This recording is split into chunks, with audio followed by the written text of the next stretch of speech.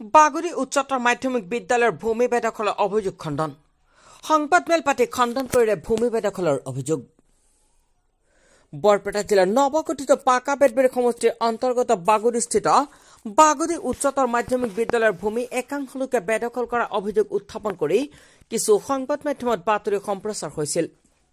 ইয়াৰ পিছতে সংবাদমেল পাতি খণ্ডন কৰে ভূমি বেদখলৰ অভিযোগ।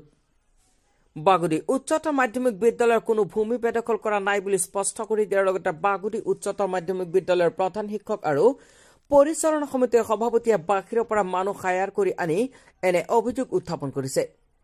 বিদ্যালয়ৰ ভূমি বেদখলৰ ভুৱা অভিযোগ উত্থাপন কৰা লোকৰ বিৰুদ্ধে প্ৰশাসনিক ব্যৱস্থা গ্ৰহণ কৰাৰ বাবে সংবাদমেল যোগে দাবী উত্থাপন কৰে।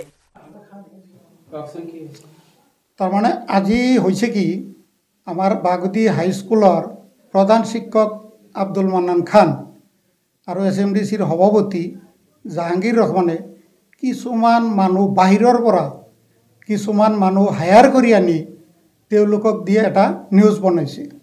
এই নিউজটো তেনেকুৱা কৈছে যে স্কুলৰ মাটিত বেদখল কৰি কিছুমান মানুহ আছে আৰু সেই মানুহবিলাকৰ নাম কৈছে হজৰত আলী, মুকাদ্দেছ আলী, বাবলুৰ ৰহমান, নছিৰ ৰহমান, আব্দুল সত্তৰ এনেকুৱা কিছুমান আমি বোলে স্কুলৰ মাটি বেদখল কৰি আছোঁ।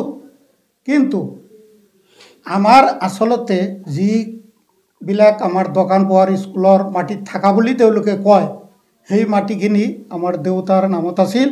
দেউতা 1999 চনত 95 চনত মৰিছে। তাৰপিছত মৰাৰ পিছত আমি আমাৰ ভাই ককায়েকৰ মাজত নামজাৰি কৰিছোঁ মাটিখিনি। আমি জানো যে এই মাটিখিনি আমাৰে, সেইমতে আমি প্ৰায় 50 বছৰ ধৰি দখল কৰি খাই আছোঁ। কিন্তু এতিয়া তেওঁলোকে মণ্ডল চণ্ডল আনি তেওঁলোকে মণ্ডলক মানে মণ্ডলে বুজাই নিদিয়াৰ পিছতো তেওঁলোকে আমাৰ দোকানৰ আগত খুঁটি পুতিবলৈ আহিছিল, কিন্তু আমি খুঁটি পুতিবলৈ দিয়া নাই। যিহেতু এই মাটিখিনি আমাৰ বুলি জানো, অলৰেডি আমাৰ নামজাৰি আছে।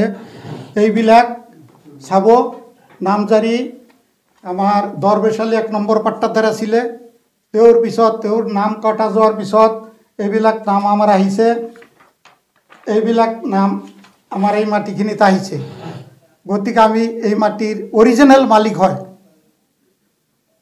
আচ্ছা, এতিয়া কথা হ'ল কি, তেওঁলোকে যে কৈছে যে এই মাটিবিলাক স্কুলৰ, তেওঁলোকে কোনো ডকুমেণ্টছ ইত্যাদি দিয়া নাই। মুখেদি কৈছে ভাড়াতীয়া কিছুমান মানুহে।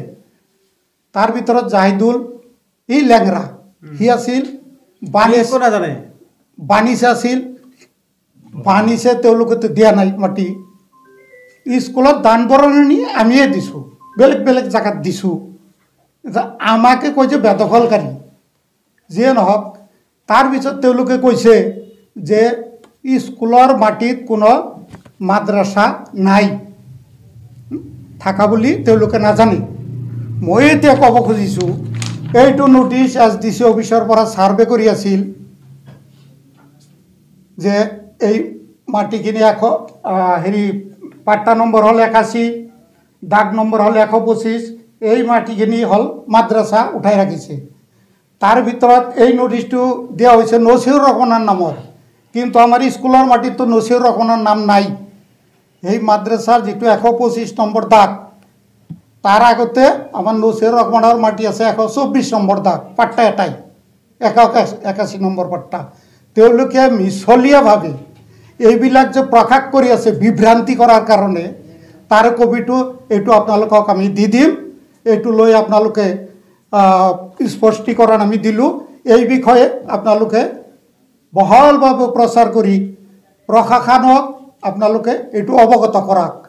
আৰু যিটো মাটি আমি দখল কৰি খাই আছোঁ এইটো আমাৰ নামৰ মাটি, ইয়াতে বেলেগ কোনো কাৰো নাম নাই।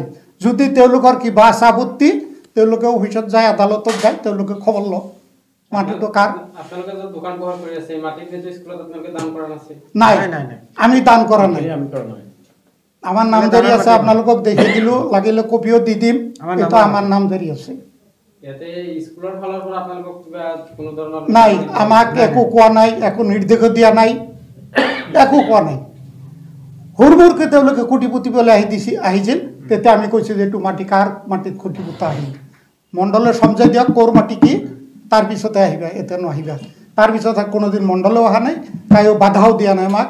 অথচ তেওঁলোকে এইটো পোৰ্টেল বা নিউজ কৰিলে মানে ৰাইজক বিভ্ৰান্তি কৰাৰ কাৰণে কেইটামান ভাড়াতীয়া গুণ্ডা বুলিয়ে কওঁ, সেইকেইটা আনি এনেকুৱা নিউজ এটা কৰিছে। গতিকে এইটো আমি প্ৰশাসনক অনুৰোধ জনাইছোঁ যাতে এইসকলক উচিত ব্যৱস্থা কৰে। এই মিছলীয়াকেইটাৰ ওপৰত স্কুলৰ পৰা কোনো নিউজ দিয়া নাই, স্কুলৰ ভাড়াতীয়া গুণ্ডা বাহিনীয়ে এই নিউজটো দিছে।